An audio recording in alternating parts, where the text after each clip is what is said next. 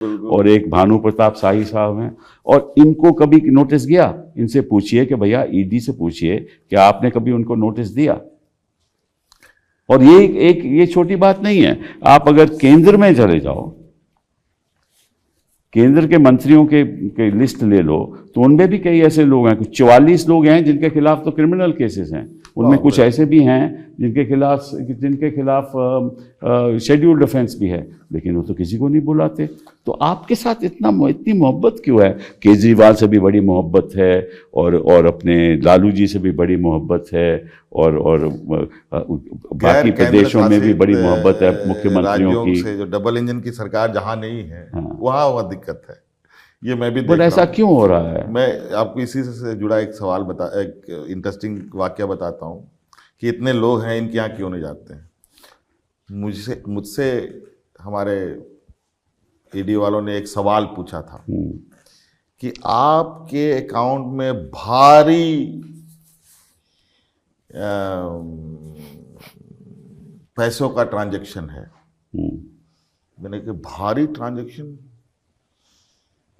इनको मालूम है, आपको नहीं मालूम? नहीं, मैंने कहा भारी ट्रांजैक्शन, मुझे लगा कि 100-200 करोड़ रुपए का कुछ हो गया क्या इसके अंदर। फिर हमने पूछा भाई कितना है जरा बताओ, तो बोला कि कोई डेट उन्होंने बताया, इतना से इतना, 1.5 साल 2 साल की पता नहीं कितना। तो बोला 31 लाख का ट्रांजैक्शन हुआ है।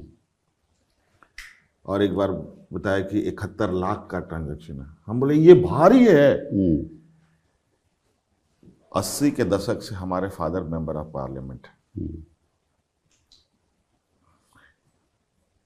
बीच में हमारे बड़े भाई आप स्वर्गीय दुर्गा सोरेन जी भी विधायक रहे हैं लंबे समय तक। हम लोग अभी आज तक 80 से लेकर आज तक राजनीतिक ये में हैं। अगर हम कहें कि अगर उन सैलरी को भी उठाएंगे तो करोड़ों से ऊपर चला जाएगा। सही बात। और 31 लाख भारी इनको लगा। मैंने कहा भाई मुझे तो लगा कि कहाँ इनको 100-200 करोड़ रुपए मिल गया क्या इसमें। मैं भी हैरान रह गया इन सब सुन करके। मैंने कहा कि ये तो, फिर बाद में उन्होंने भारी को हटाकर बहुत मात्रा में उसका शब्द को, मैंने कहा ये बहुत अच्छा आप लोग शब्दों का खेल खेलते हैं भाई। हमको इनकम टैक्स का नोटिस आना चाहिए, बिल्कुल, कोई पेटिकेट ऑफिस होना चाहिए। हमने तो सारा चीज आपको दिखा तभी ना जब मेरे अकाउंट में आया है। बिल्कुल सही। अकाउंट में नहीं होता तो दिखता भी नहीं, तो मैं अकाउंट में दिखा क्यों रहा हूं। दूसरी बात है, ये आपको तो टारगेट करते हैं, लाख अधिकारियों को भी टारगेट करते हैं कि आपके चीफ सेक्रेटरी, जब आपने नियुक्ति की आपके चीफ सेक्रेटरी की, तो उसको नोटिस आ गया और आप उनको पूछा गया आपसे कि उसके खिलाफ कितनी एफआईआर हैं, और सुना है कि आपके चीफ सेक्रेटरी को, आपके डीसी को, आपके डीएसपी, आईओ को, आपके एसपी को, सबको बुला लिया है जानकारी लेने के लिए कि मतलब कि एक तो आपको टारगेट कर रहे हैं, दूसरा शासन भी नहीं चलने दे रहे। एक्चुअली ये लोग चाहते हैं, इनको लगता है, इनको पता है कि ब्यूरोक्रेट्स अगर डर जाएंगे तो काम नहीं करेगा, तो अमली जामा वही पहनाते हैं। वही लोग एग्जीक्यूटिंग बॉडी है। अब एग्जीक्यूटिंग बॉडी को परेशान करो, डराओ, धमकाओ। कुछ लोगों को तो इन लोगों ने पता नहीं 10 साल 20 साल पहले का कब का केस को कहाँ से ढूंढ के निकाल करके जेल कर रखा है। बिल्कुल बिल्कुल ठीक है। जहाँ तक मेरा बिल्कुल स्पष्ट है, हमारी सरकार में गलत करने का ना डायरेक्शन जाता है, और सही चीज को ना करने के लिए पनिशमेंट जरूर मिलती है। और जिनके खिलाफ ये बोलते हैं, जो कहते हैं कि ये लोग करप्ट हैं, उनको फिर ये सत्ता में उसे अपने मंत्रिमंडल में ले लेते हैं। ये भी हमने देखा है। और ये देखिए, ये जो शासन के खिलाफ जो कार्रवाई हो रही है, अधिकारियों के खिलाफ जो कार्रवाई है, ये केवल झारखंड में नहीं हो रही, ये छत्तीसगढ़ में भी हुई। जब भूपेश बघेल जी थे, सारी एडमिनिस्ट्रेशन उन्होंने फ्रीज कर दी, मतलब कि उनको चलने नहीं दिया। और कोई ऐसा, अगर आप ऐसा नोटिस दोगे किसी अधिकारी को, तो वो काम ही नहीं करेगा, वो फाइल में साइन ही नहीं करेगा। मजेदार बात देखिए, अब ये समन तो कैसे आप प्रिपरेशन करोगे? मतलब मानसिक रूप से आपको परेशान करें। बिल्कुल। आपके परिजनों को परेशान करें, आपके अड़ोस पड़ोस के दोस्तों यारों को परेशान करें। एफआईआर किसी और प्रदेश में लिखाते हैं, मैंने तो ये भी देखा है, प्रदेश किसी और प्रदेश में एफआईआर लिखवाया और ईडी का नोटिस यहाँ आ गया। पता नहीं कहाँ से कौन सी ताकत इनको मिली है, वो तो समझ में नहीं आता वो तो पीएमएलए की ताकत इस्तेमाल कर रहे हैं। अब पीएमएलए का ताकत इस तरीके से होगा तो मुझे लगता है, ना जाने मुझे ऐसा क्यों लगता है कि कानून के दायरे में रह करके राजनीतिक हितों साधी जा रही है। बिल्कुल सही बात है।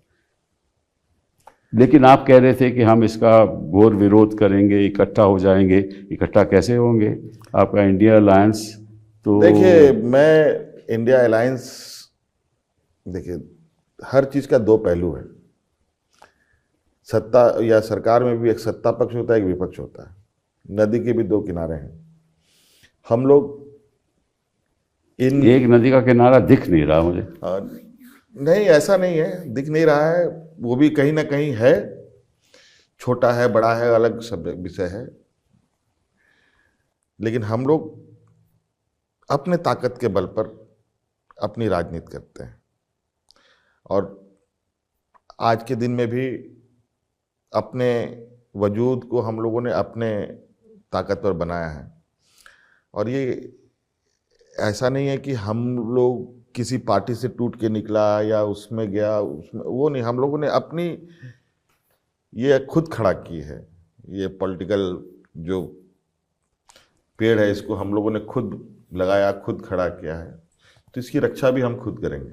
ये तो हमें मालूम है। लेकिन आप ये सोचते हैं कि जो इंडिया अलायंस बना है ये मजबूत हो सकता है, या मजबूत है या नहीं है? राजनीति के कोख में कुछ भी असंभव नहीं है। ये तो मुझे आज के दिन में बिल्कुल बहुत स्पष्ट दिख रहा है। अगर कोई स्वार्थ की राजनीति करता है तो कुछ भी संभव है। जो स्वार्थ की राजनीति नहीं करता है तो हर चीज गलत चीज संभव नहीं हो सकता। एक ये से आपको पूरे देश को एक साथ लेके चलने की आवश्यकता है। और आज जिस तरीके से जो आज हमारे पीछे रोज, मैं तो अब इस ये में आदी होने लगा हूं, पता नहीं कल कौन सा एजेंसी की कोई एक नोटिस आएगी और इसमें हमारे जो विपक्ष के लोग हैं वहाँ बहुत, चूँकि वो लोग ट्रेनिंग भी लेते हैं इस तरीके से, और हम लोग को तो इनको तो लगता है कि एक तो जिस समूह से आता हूँ इसमें तो कोई सख्त सवाल नहीं है, हमारे समूह में कोई इस तरीके से लोग नहीं है बौद्धिक लड़ाई लड़ सके। लेकिन हाँ, ये बात है कि कुछ लोग निकल रहे हैं तो इनको सामना भी कर लेते हैं। अब इतना आसान नहीं है। अब मैंने पहले भी कहा कि सरकार बनने के चंद घंटे के बाद ये लोग सरकार गिराने में लगे। कई बाय इलेक्शन हुए, एक बाय इलेक्शन छोड़ करके मुझे लगता है कि अलग राज होने के बाद सबसे अधिक बाय इलेक्शन हमने देखे, 5 या 6 इलेक्शन देखे हमने, शायद मुझे जो याद आ रहा है। और उसमें एक मात्र ये लोग जीत पाए, बाकी सब जगह इनको हम लोगों ने राजनीति, इसीलिए तो उनको तकलीफ है। और इनको पता है कि अगर हम मैदान में रह गए तो फिर ये नहीं रहेंगे, तो बहुत इनको दिक्कत हो सकती है। तो हम बोले कि अगर राजनीतिक लड़ाई लड़ना है तो राजनीतिक लड़ाई लड़ो, तब कोई बात समझ में आए। तो अब राजनीतिक ताकत नहीं है तो दूसरे ताकत से पहले डराओ, धमकाओ, फिर लालच दो, उससे बात ना बने तो अब इसका इस्तेमाल करो, ऐसे हथियार यूज करो कि आप।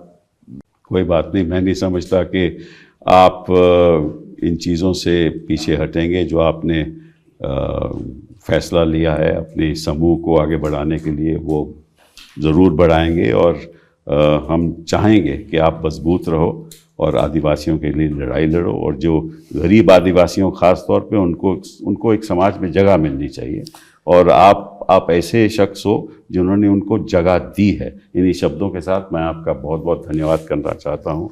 आपने बड़े विस्तार से सब बातें हमारे सामने रखी। धन्यवाद।